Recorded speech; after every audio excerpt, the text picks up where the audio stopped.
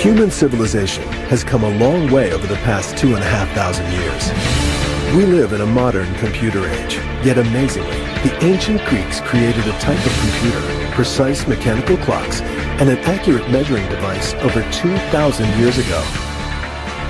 These devices have been hidden for thousands of years, but are now uncovered on Modern Marvel's Ancient Discoveries 1.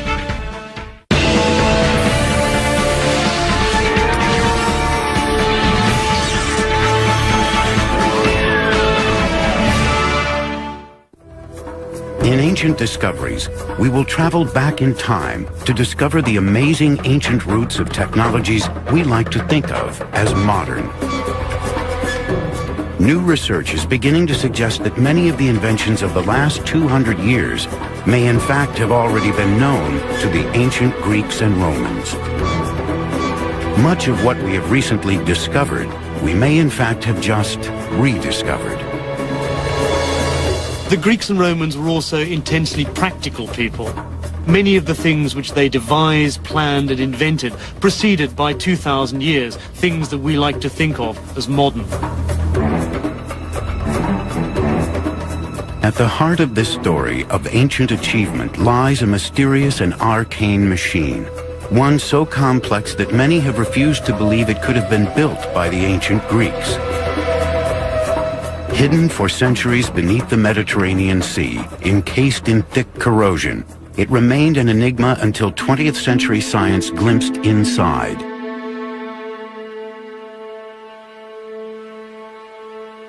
What they saw inside astonished them. A mass of gears and cogs, a machine.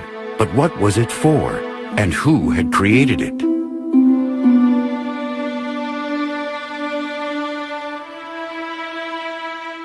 For 100 years it has been a riddle which intrigued but baffled those who tried to understand the mysterious object known as the Antikythera mechanism.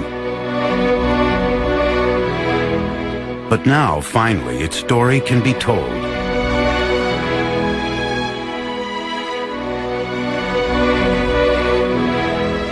That story began just over 100 years ago, in the year 1900.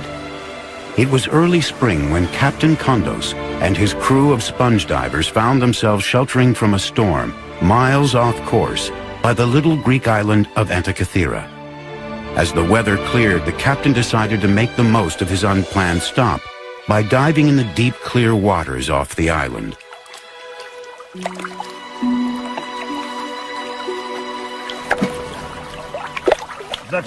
The water was deep, some 200 feet. But then deep water was where the best sponges were found.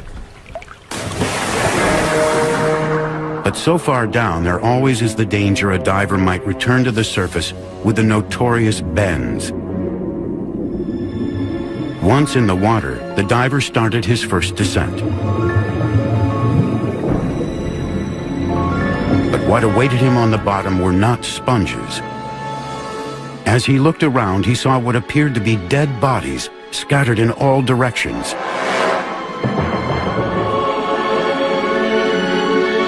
Terrified, he quickly signaled to be pulled back to the boat.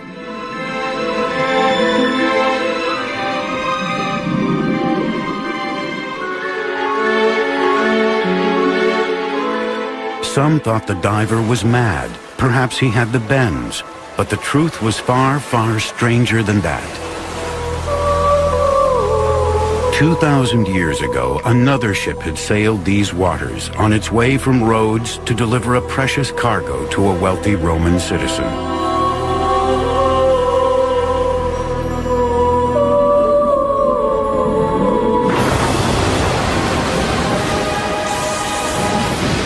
Just like the sponge divers, this ship had also been caught in a storm. She too was driven far off course to the island of Antikythera.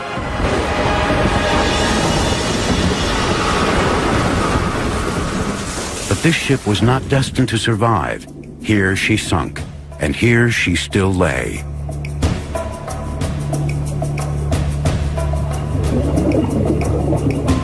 Captain Kondos sent another diver to investigate the wild story of the bodies.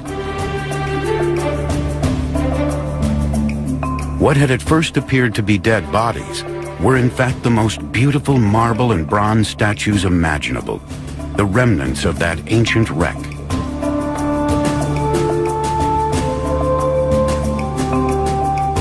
Along with the statues, other treasures such as decorated Greek vases and jewelry were winched to the surface.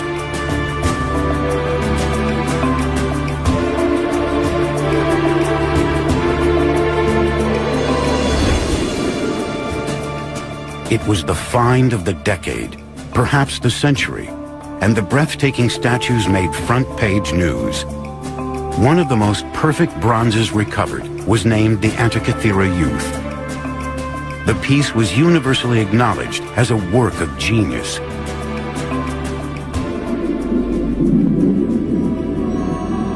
But the greatest work of genius from the wreck still lay unrecognized. This rusting lump of corrosion held the key to one of the greatest periods in human history, the Hellenistic period, and perhaps the greatest achievement of that time.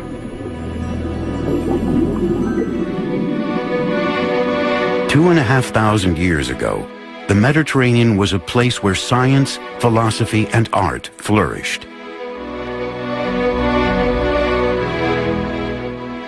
The Greeks, known as Hellenes, were living in what many regard as a golden age. They had invented democracy, opened up the fields of mathematics and science, and introduced the world to philosophy. They were inquisitive and inventive, no different in many ways from us today. In trying to understand their world, they had created this strange machine. All their 21st century descendants had to do was work out what they had created it for. Part of that answer lay far from Antikythera in a London museum display case. 20 years ago, Michael Wright, curator of engineering at the Science Museum in London, came upon another mysterious ancient mechanical device.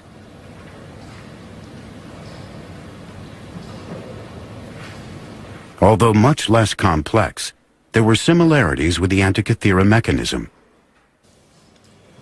We call this the Byzantine sundial calendar. We think it dates from about 500 AD.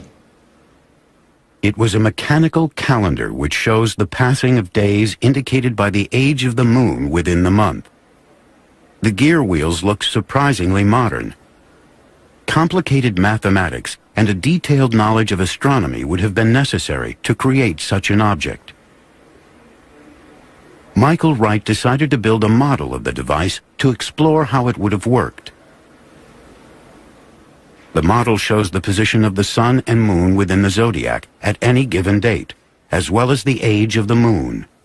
This instrument is much more simple than the Antikythera mechanism, but what's exciting about it is to have found another instrument, very obviously in the Hellenistic tradition because of the Greek lettering, and also having gear wheels. So now we have not just one mechanism that tells us the Greeks had gears, we have two.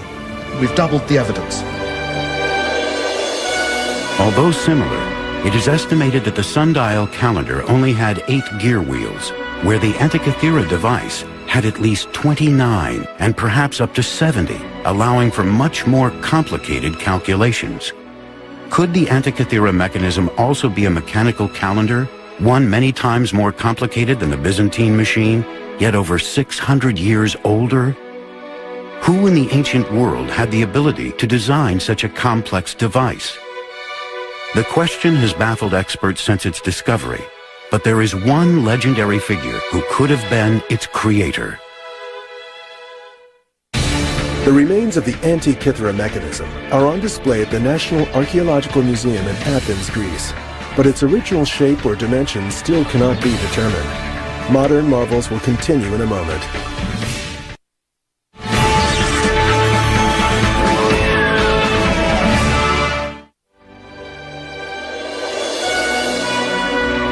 The inventor of the Antikythera mechanism would have to have been an expert in both mathematics and engineering, a genius, centuries, perhaps even millennia ahead of his time.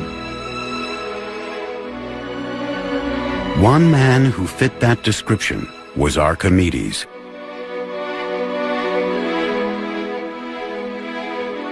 Archimedes lived during the Hellenistic period in the Greek city-state of Syracuse, on what is today Sicily, off the coast of Italy.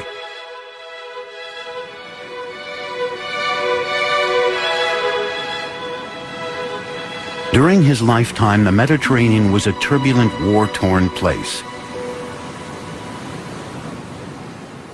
A world in which his talent for military invention was put to good use by both his fellow Greeks and the aggressive new power of Rome that was slowly spreading its tentacles across the Mediterranean. Today, he is perhaps best remembered for the revolutionary invention known as the Archimedean screw, used to move water or seeds uphill.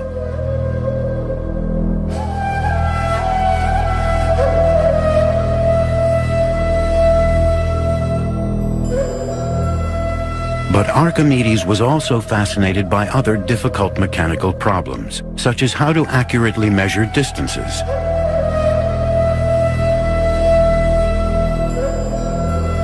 The greatest challenge of all, however, was to solve the puzzle of what caused the rising and setting of the sun, the changing seasons, and the strange movements of the moon and planets. What, in short, were the mechanics of time?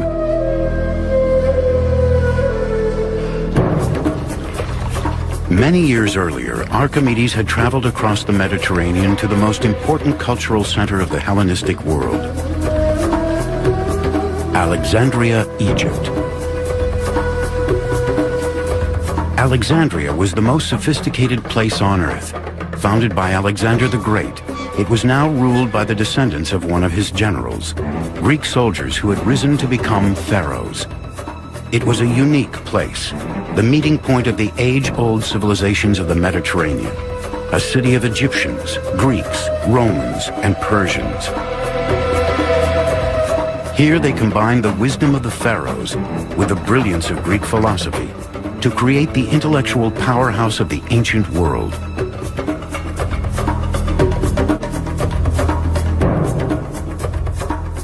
And it was here that the young Archimedes would be inspired by the work of a mechanical genius called Ctesibius. He would have a simple but brilliant idea that would literally change time forever.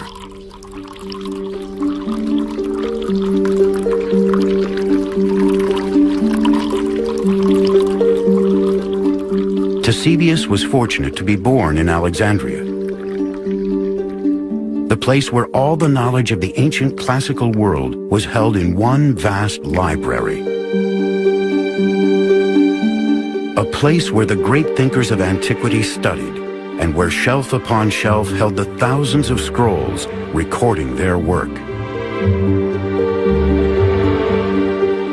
The library was such a famous institution that people came here from all over the world to learn and invent.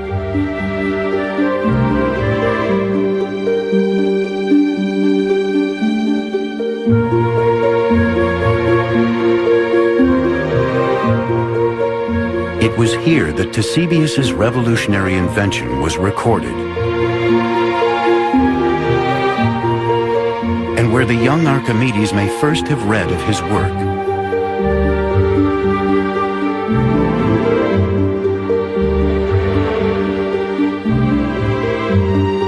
Ctesibius is a figure who is often forgotten in history, yet his work paved the way for a technical revolution, the measurement of time.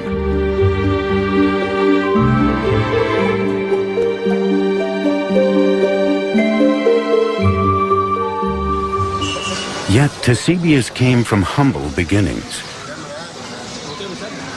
He was the son of a simple barber. As a young man, he had worked in his father's barber shop in Alexandria, inventing simple gadgets such as adjustable mirrors. And here he was surrounded by the constant dripping of water, which would inspire his great invention. Ctesibius knew that for thousands of years, the Egyptian had used ordinary water timers to mark the hours of the day. The famous Karnak water clock is one example.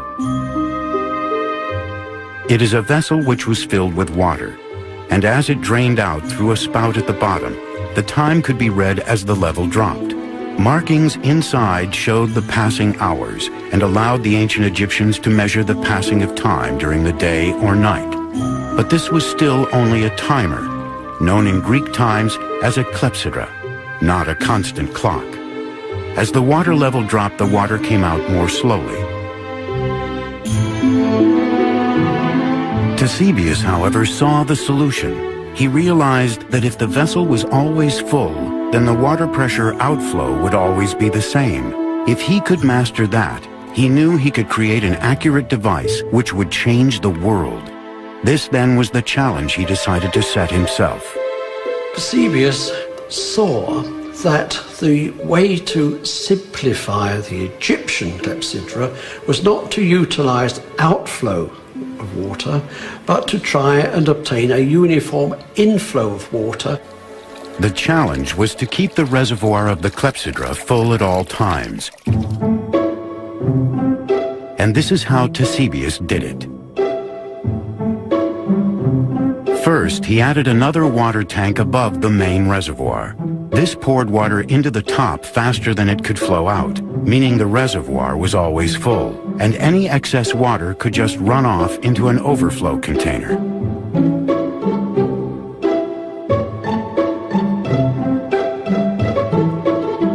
The water would always come out of the reservoir at the same speed. Now Eusebius just had to measure it. To do this, he decided to put another water tank under the constant outflow. In this container, he placed a float with a pointer on top and a scale next to it. When the level of the water rose, the pointer rose at a constant speed. It was a stroke of genius. Eusebius had created the world's first mechanical clock, thanks to the dripping water in a barber's shop.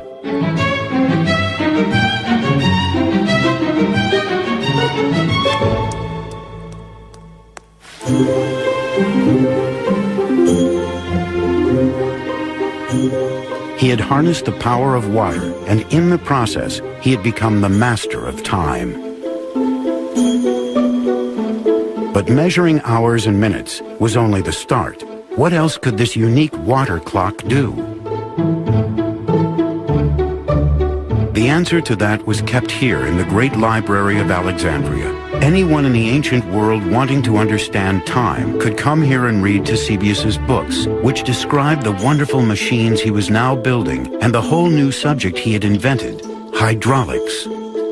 Before long, his clocks were not just dripping taps, but ornate machines decorated with gilded figures of gods and animals.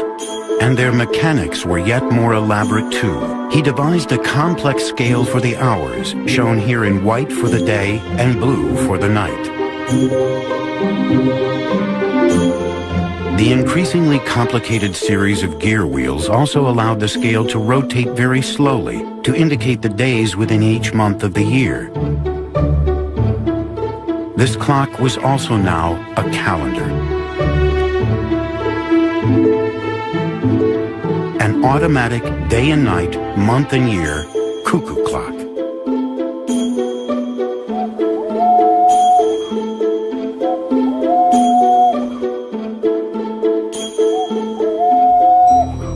Archimedes was clearly fascinated by Eusebius's creations.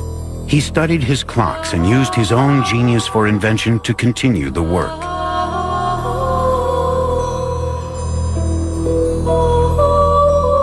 In an Arabic translation of Archimedes' work, dating back over 1,000 years, we can see a tantalizing glimpse of his additions to Eusebius's water clock.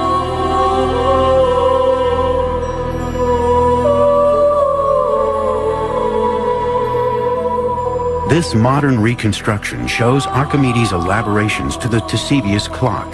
He added a bird who dropped a small stone onto a bell, making a clock chime on the hour. The woman is a gorgon with snakes for hair. When the bell chimes, you look up to see her eyes change color, indicating the time.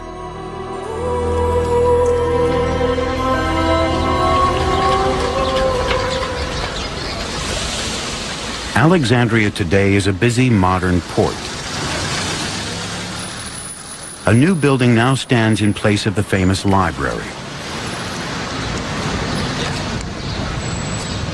Tragically, the original library was burned to the ground, and with it was lost nearly all the knowledge of the ancient world. Only a very few ancient texts remain which mention Ctesibius's work. We may never know what else he invented, as not one single page of his own work survives.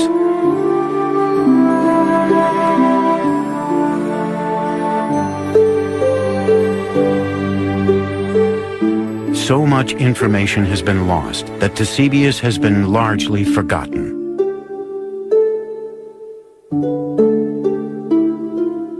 However, there is one legacy of his work, one clue which is still standing.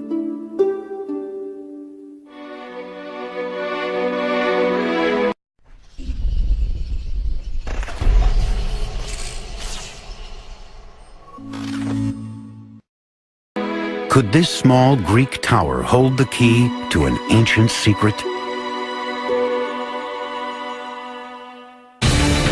The dive, in which the Antikythera mechanism was discovered, happened more than 40 years before modern-day scuba gear was invented. Modern marvels will continue in a moment.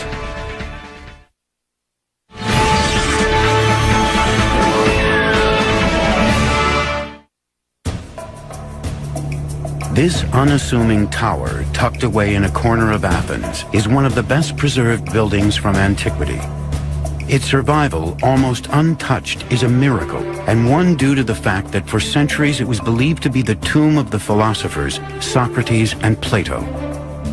But this isn't a tomb. Carved on its 8 faces are a clue to its real use. On each side, a worn sculpture of each of the 8 winds can still be seen, along with a sundial.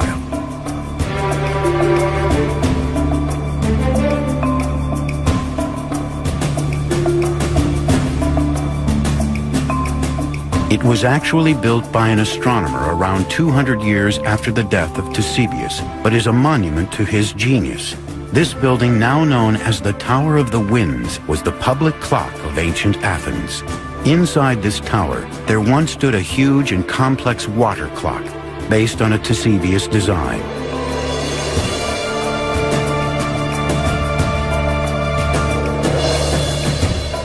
This clock was fed by a constant stream of water which ran from a spring on the Acropolis, from which the whole population of Athens could tell the time.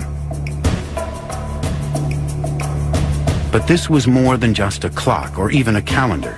Some believe this strange building housed a device that even charted the movements of the sun and moon in relation to the constellations of the zodiac.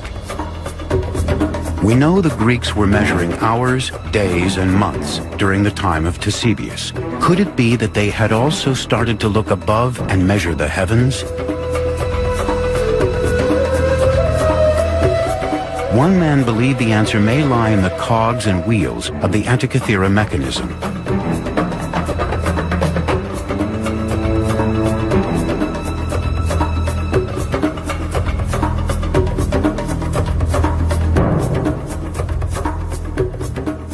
In 1951, an English physicist, Derek de Sola Price, decided to find out for himself and examine the mechanism in detail for the first time.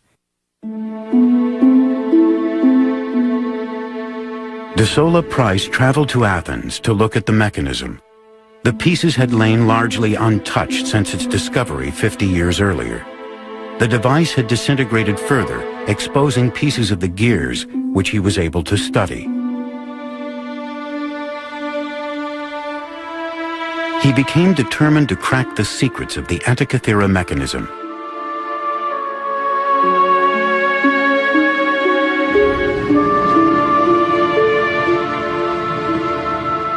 De Sola Price spent much of his time at the National Museum of Greece in Athens, probing the secrets of this ancient enigma.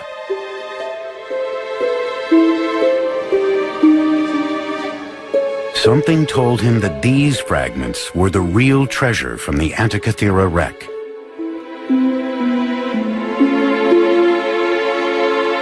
Using new developments in X-ray technology, He could now see what its discoverers 50 years before could not.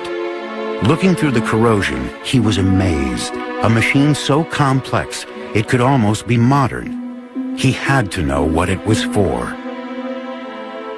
His meticulous studies of the cogs, gear ratios, and inscriptions gave him clues to the possible purpose of the mechanism.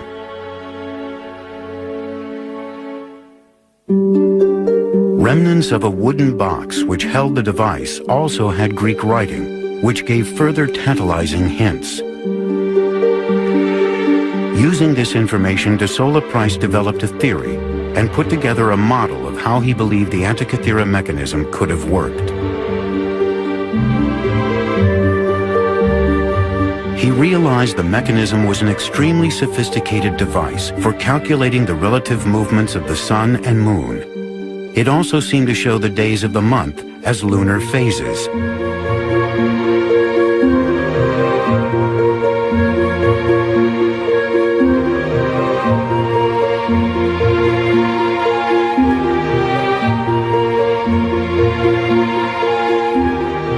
De Sola Price had established its mechanical complexity and knew that the knowledge required to create such a machine was immense.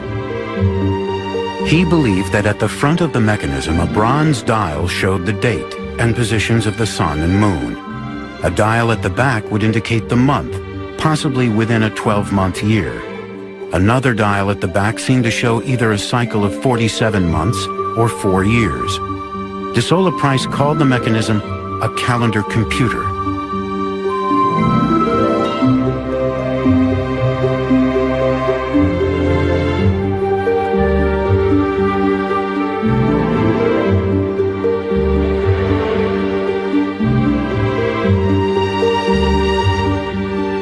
For anyone in the ancient world, such a device would have been invaluable. To understand the movement of the sun and moon within the heavens was to look into the minds of the gods. Many believed then, as some do today, that the positions of the sun, moon, and stars at the time of someone's birth may influence their later life. What complex horoscope software does today, the Antikythera mechanism may have done over 2 millennia earlier. To the priests and astrologers of the day, this extraordinary machine could have been a window on the gods. But where could such a device have come from? De Sola Price had an extraordinary theory. What if machines like the Antikythera mechanism were part of municipal clocks, powered by the very water clocks that Eusebius had invented? What if they were commonplace in the Hellenistic world? Was this the secret of the Tower of the Winds? Not just a sundial, or even a clock, but an automatic model of the movements of the sun and moon within the universe. De Sola Price also suggested that the Antikythera mechanism was a later copy of one of Archimedes' machines lost to the world since the destruction of the Great Library at Alexandria.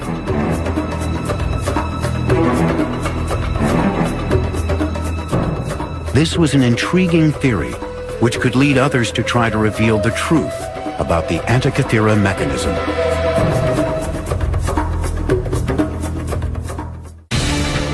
In 1953, Jacques Cousteau and the crew of the Calypso explored the Antikythera wreck site.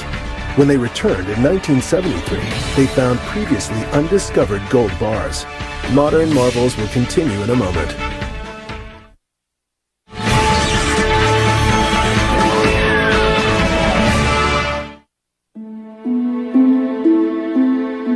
The Antikythera mechanism mystery continued. One man was to read de Sola Price's work and was to spend the next 30 years pondering his theory. When Michael Wright from the Science Museum first read the paper, he was immediately fascinated by the notion that the ancient Greeks had complex engineering. Wright decided to go to Athens himself to examine and re-X-ray the mechanism. We've got this view with several of the pieces put together, and it helps me to build up a more complete picture of just how the gear wheels were arranged inside the box before it all fell apart.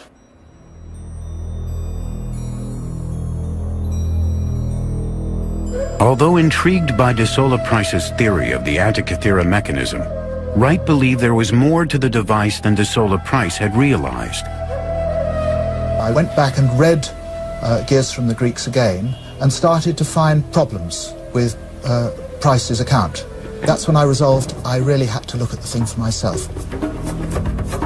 But for Michael Wright to understand this strange device, he knew he needed to do more than just look at it. He needed to try to build one for himself. After de Sola Price's publication, many academics simply refused to admit that the mechanism could be so old. The complex gearing seemed too modern. How could ancient peoples have calculated and precisely cut the fine teeth on each wheel, they asked.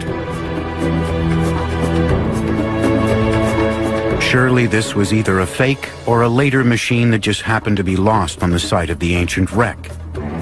So Wright set to work, determined to prove them wrong.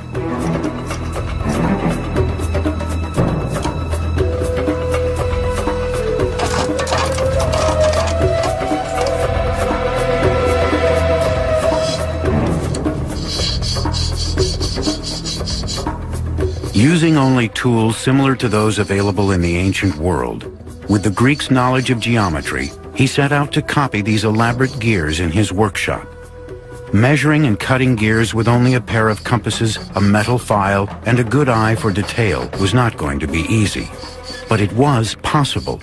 After many hours of practice, Wright proved beyond doubt that with patience and skill, it could be done.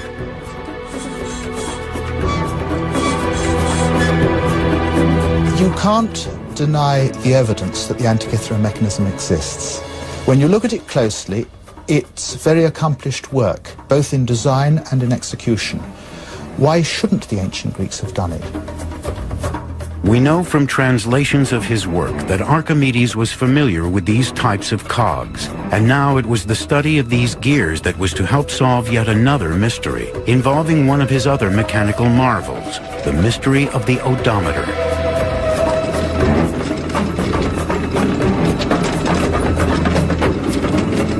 We all use odometers every time we get in a car.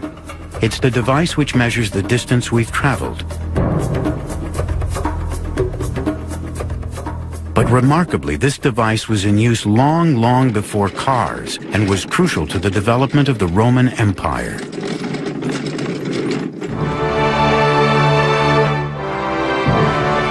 The odometer was said to have been invented by Archimedes while he was working for the Roman army. It had been decreed that every road should be marked each mile with a milestone, but Roman roads stretched hundreds of miles, so how could they be accurately measured?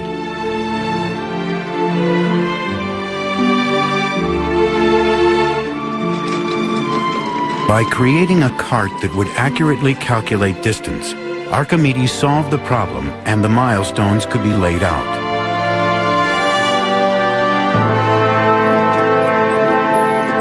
This accurate measurement of distance would prove crucial in planning troop movements, and that gave Rome the edge on her enemies.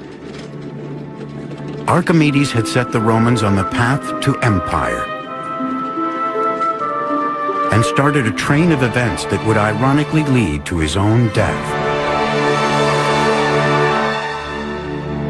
Today, the most famous of Roman roads, the Appian Way, is still marked in places by the milestones that Archimedes' machine laid out.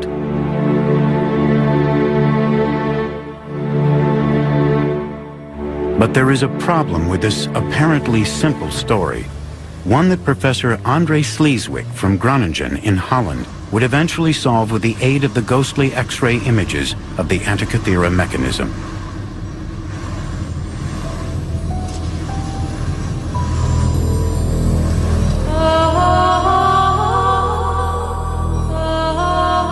As no originals survive, the only clues to how the odometer worked are a few faded drawings in a Renaissance book based on a description of an odometer by a Roman author called Vitruvius.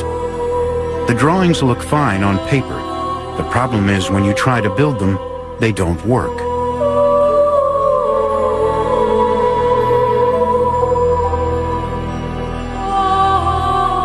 Even Leonardo da Vinci attempted it. These are his sketches of an odometer which he attempted but could not successfully build.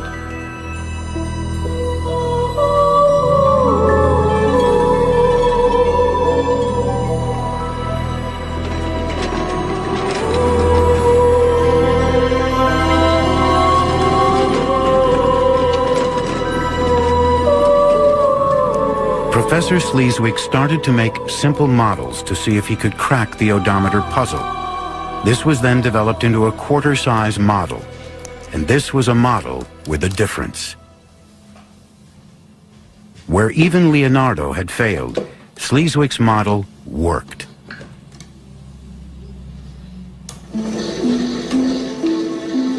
The mechanics are simple. As the wheels turn when the vehicle travels, a gear with a single tooth pushes around a huge gear with 400 teeth. Every time the large wheel turns once, a small stone would be automatically dropped into a box below the device. This allowed miles to be marked.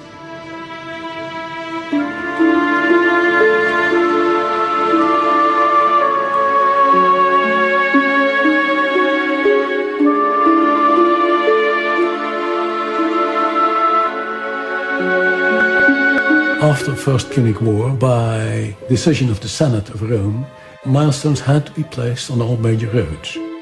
And that also gives us an idea who the inventor might have been, and in this case, Archimedes. So what was Sleeswick's secret? The answer was in the shape of the teeth on the gears. While Da Vinci and others had assumed they were square, Sleeswick had actually seen the pointed teeth on X-rays of the Antikythera mechanism. Changing the shape of those teeth made all the difference. Archimedes' odometer, for so long thought of as just an impossible dream, was back and working just as the great man had intended.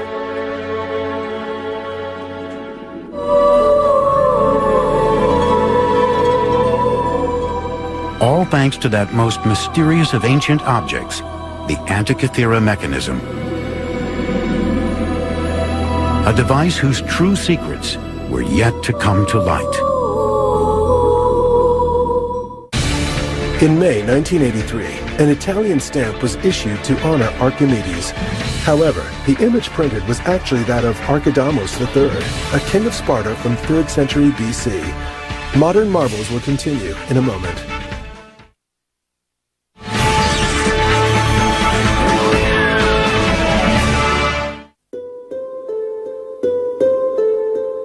Back in London, Michael Wright was building his working Antikythera mechanism model using ancient techniques. Far more complex than the odometer, but using similar gears, this would be the most complete model of the Antikythera mechanism ever built. As each gear slotted into place, it soon became clear De Sola Price may have got the details wrong, but his theory was right. The Antikythera mechanism was an automated calculating device, perhaps even a type of computer. You could call this thing a computer in the sense that you put in some data and it gives you out related data. An ancient computer is a difficult concept to imagine. Yet in many ways that is exactly what the Antikythera mechanism is. It is astounding to compare it with the machine designed by Charles Babbage in the 1830s, which is often cited as the world's first computer, and the machine which led to our modern high-tech age. This was the first modern device which could make automatic calculations. The technology is startlingly similar to the Antikythera mechanism, yet there is 2,000 years difference between the two. Wright believes that the Antikythera mechanism was more complex than De Sola Price imagined, and most importantly, also showed the changing positions of the planets as well as the sun and moon over time.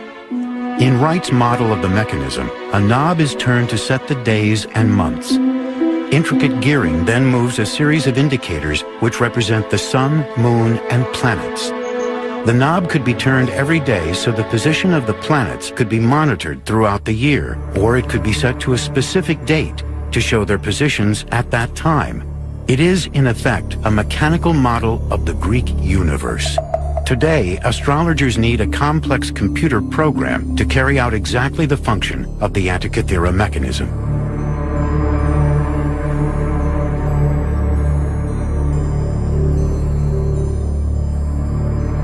So could this machine have been created by Archimedes himself?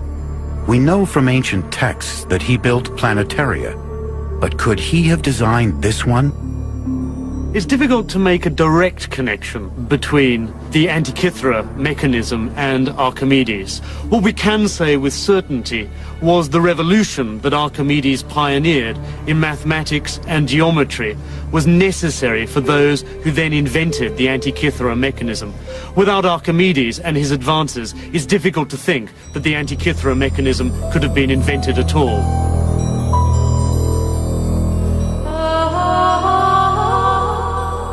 Archimedes' own life was cut short before he could finish his revolutionary work on mathematics and mechanics.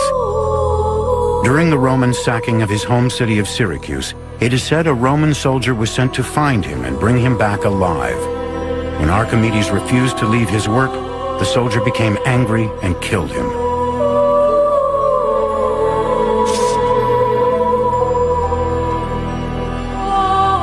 It was an ironic end for a man who had done so much to make Rome such a formidable fighting force. His death marked the beginning of the end of the Hellenistic tradition of great invention and science. His work, however, was preserved, stored on the endless shelves of the great library of Alexandria, a treasure greater than any the Romans looted from Syracuse. But even that legacy was not to last. The library itself fell victim to war and destruction, being burned to the ground several times over the following 800 years. Eventually, most of the collection, including much of Archimedes' work, was lost or destroyed in the fires. If only the library had survived, we may have inherited the insights of such great thinkers.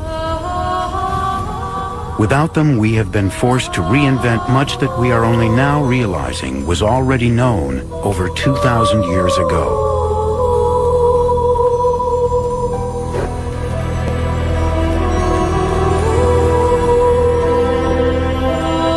If we had not lost this ancient wisdom, how much more advanced might science and technology be today?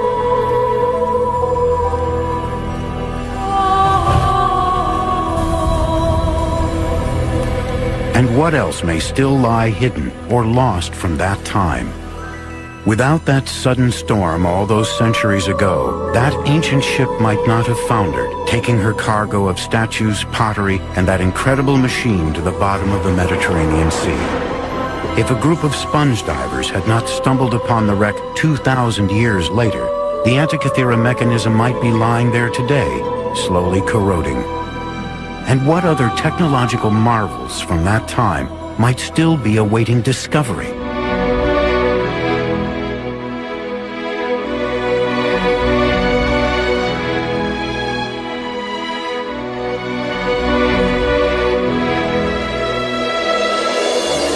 I think that these mentions we have in the literature and this one instrument are just the tips of icebergs showing that there was a great deal more to this tradition that we haven't heard about.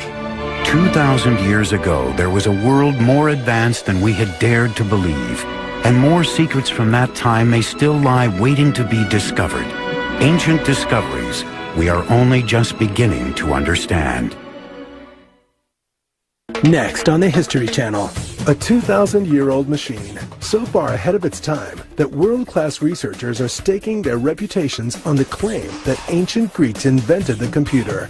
And this is it, the Antikythera mechanism and other amazing ancient discoveries, next on the History Channel.